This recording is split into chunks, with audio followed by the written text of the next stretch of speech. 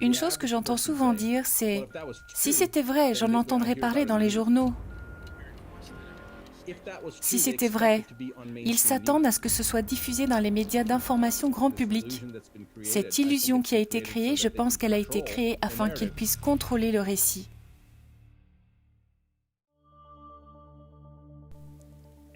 À un moment donné, il faut se demander, les êtres humains sont-ils vraiment si stupides? Et s'ils le sont vraiment, alors peut-être est-il temps que l'espèce humaine soit purgée parce qu'il s'agit d'une stupidité d'un nouvel ordre de grandeur que nous constatons. Nous sommes témoins de choses qui défient absolument toute logique. Vous avez des enfants qui comprennent cela et savent que c'est de la stupidité. Je veux dire que même les enfants le soulignent. Nous poussons le monde au bord de la guerre et ce n'est pas une guerre entre nations, c'est une guerre entre des gens qui connaissent la vérité, qui ne peuvent plus supporter cette idiotie et ceux qui tentent de perpétrer ce mensonge parce que le but est de s'assurer que celui qui contrôle le narratif dicte l'histoire. Il y a une différence très importante entre la stupidité et l'ignorance. L'ignorance est curable. Il y a beaucoup de gens qui sont ignorants, mais ils veulent se donner les moyens de la connaissance. Ils peuvent guérir cette ignorance. Ils apprennent, ils comprennent, et beaucoup d'entre nous sommes ignorants. Et concernant de nombreux sujets auxquels nous ne participons pas ou auxquels nous ne prenons pas part régulièrement. Donc c'est bon, il n'y a rien de mal à l'ignorance. C'est pourquoi nous avons des établissements d'enseignement supérieur, c'est pourquoi les gens suivent des cours. Quoi qu'il en soit, il y a des moyens de guérir l'ignorance. La stupidité, par contre, n'est pas guérissable. Quelle que soit la quantité de connaissances que vous avez, vous ne pouvez pas guérir la stupidité, et c'est le cas actuellement. Je pense que nous en sommes tous à un point de vue de société globale. Elle transcende les frontières géographiques, la doctrine religieuse, vous savez, la politique, l'éthique, tout. Cela se résume à ceux qui sont conscients et à ceux qui font simplement l'autruche en refusant de reconnaître les faits. Et je suis étonnée de voir que des gens des deux côtés d'un parti politique deviennent conscients ou inconscients, et je connais des gens très intelligents qui continuent à faire l'autruche. Ce qui m'étonne car je sais que ce ne sont pas des gens inintelligents, et pourtant ils sont stupides. Et donc l'intelligence n'a rien à voir avec l'ignorance ou la stupidité. L'intelligence est la capacité cognitive brute de traiter l'information, et la stupidité est un choix. La dissonance cognitive à un certain moment va définir si un groupe de personnes ou une espèce elle-même va finalement survivre ou non. La censure est réelle et c'est ce qu'ils font actuellement. La seule chose est que vous ne pouvez pas censurer la vérité. La vérité deviendra toujours évidente, que cela prenne une semaine ou 500 ans, elle deviendra évidente. Vous ne pouvez pas supprimer la vérité, tôt ou tard, elle va sortir, et je pense que dans le monde moderne d'aujourd'hui, on se plaint de la censure, mais réfléchissez à cela, et surtout aux médias sociaux.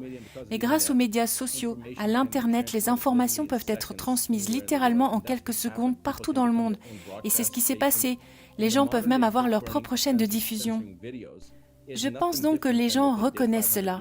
Et si vous voulez vraiment connaître la vérité, cherchez ceux qui vérifient les faits. Si les faits sont vérifiés, là vous savez que vous obtenez la vérité. C'est le moyen le plus simple, c'est donc un excellent filtre. C'est un bon moyen de déterminer où je dois porter mon attention. Et pas seulement dans les médias sociaux, mais également les médias grand public. Regardez comment ils censurent, afin que les médias sociaux finissent par être considérés comme une réflexion secondaire. Une chose que j'ai bien entendue de la part du citoyen moyen. Si c'était vrai, j'en entendrais parler dans les nouvelles. Ou alors, si c'était vrai, mon médecin en parlerait. Ou alors, si c'était vrai, ils s'attendent à ce que ce soit dans les nouvelles grand public, et le fait de ne pas avoir d'informations générales et de les diffuser sur YouTube ou sur l'un de nos propres flux en direct, quel que soit le lieu, donne l'impression à la personne moyenne « Oh, cette information est ce qu'ils appellent la théorie du complot. Oh, c'est juste un fou. » Ou alors « C'est juste quelqu'un qui essaye de faire passer son message. » Et c'est normal que nous soyons étiquetés ainsi. Je ne me plains pas que nous soyons étiquetés de cette façon, mais cela empêche la diffusion de la vérité. Ils essayent d'invalider la vérité par le ridicule. Il y a donc 3 phases de la vérité. Le premier est le ridicule. Le deuxième est l'opposition violente et le troisième est d'accepter que les faits soient connus depuis toujours.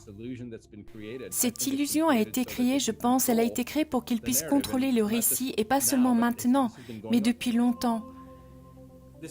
Ce n'est pas une question de droite ou de gauche, cela n'a rien à voir. La vérité, c'est plutôt une question d'atrocités qui sont commises et la grande majorité du public qui ne sait pas ce qui se passe. Ils n'ont aucune envie de connaître la vérité. Ils n'ont aucune conscience de ce qu'est réellement la vérité. Ce sont là des parties du récit que les médias nous ont projetées pour nous laisser suivre une certaine voie, parce qu'il faut se souvenir que celui qui contrôle le récit dicte l'histoire. Ils essaient donc de contrôler le récit en nous permettant de n'entendre que ce qu'ils veulent que nous entendions, afin que l'histoire soit enregistrée d'une certaine manière comme ils le souhaitent. Mais la vérité est différente. Mon point de vue est très simple. Je veux que vous deveniez autonome. Je veux que vous ayez votre autonomie. Je veux que vous soyez doté de connaissances. Parce qu'une fois que vous êtes doté de ces connaissances, la seule chose est que personne ne peut profiter de vous.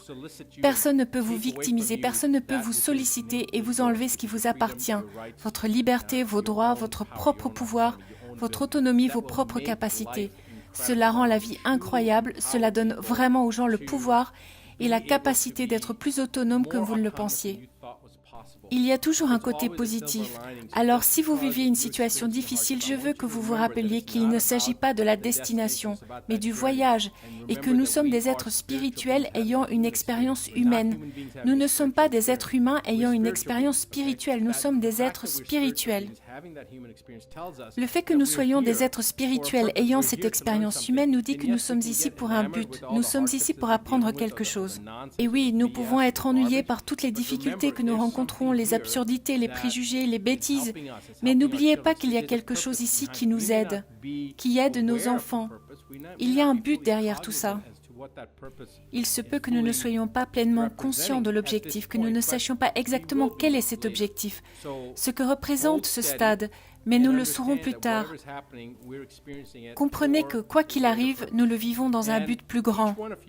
Chacun d'entre vous, la seule personne qui se lève et dit non, je ne vais pas participer à cette stupidité, ne pensez pas que cela n'a pas d'importance, parce que vous devenez un phare pour les 100 autres personnes qui vous entourent et qui vous regardent.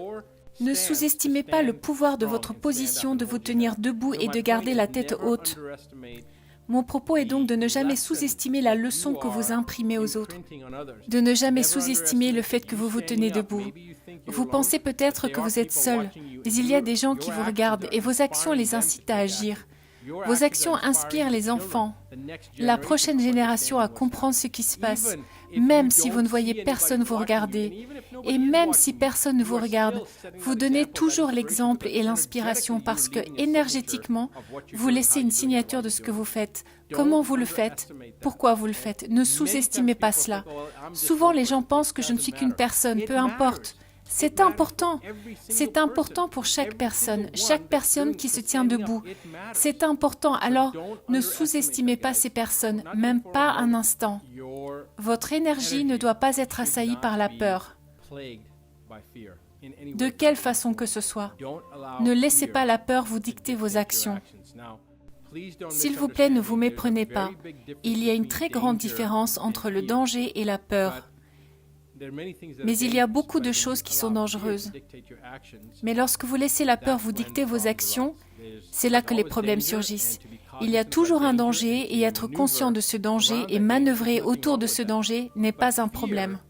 Mais la peur est quelque chose de différent. La peur est la paralysie que vous laissez s'installer en raison de votre imagination débordante. La peur est en fait l'inquiétude face à un avenir potentiel qui ne s'est pas produit sur la base de votre imagination débordante. C'est en fait lorsque les gens laissent leur propre imagination alimenter leur peur et ne réalisent pas qu'ils ont créé eux-mêmes ce démon dont ils ont peur. C'est une création de leur propre esprit, de leur propre imagination. Et il est tout aussi facile de décider que « Hey, je ne vais pas avoir peur et en fait, je vais me concentrer mon intention sur le contraire de la peur. » Quel est le contraire de la peur? L'opposé de la peur, c'est l'amour, pas le courage. Les gens disent parfois que c'est l'opposé du courage, non? Le contraire de la lâcheté est le courage. Le contraire de la peur est l'amour. Donc restez concentrés sur l'amour. Souvenez-vous. Donc portez votre attention sur quelque chose que vous aimez. Soyez dans un état de gratitude. Permettez à votre propre énergie de s'élever et de résonner à ce niveau θ parce que c'est la fréquence de la gratitude et la compassion est la fréquence à laquelle nous voulons résonner, parce que c'est à ce moment-là que nous sommes capables de la matérialiser et de la créer. Cela nous donne du pouvoir lorsque nous sommes dans cet état de gratitude et de compassion. Ce qui arrive n'a pas d'importance, cela n'a pas de signification. La seule chose qui est importante, c'est la façon dont vous réagissez. Concentrez-vous sur cela. L'important n'est pas ce qui vous arrive, mais la façon dont vous réagissez. C'est la seule chose qui importe. N'abandonnez jamais. Continuez toujours à avancer, une étape après l'autre. Et avant que vous ne le sachiez, vous accomplirez ce but quel qu'il soit. Et ce but viendra vers vous.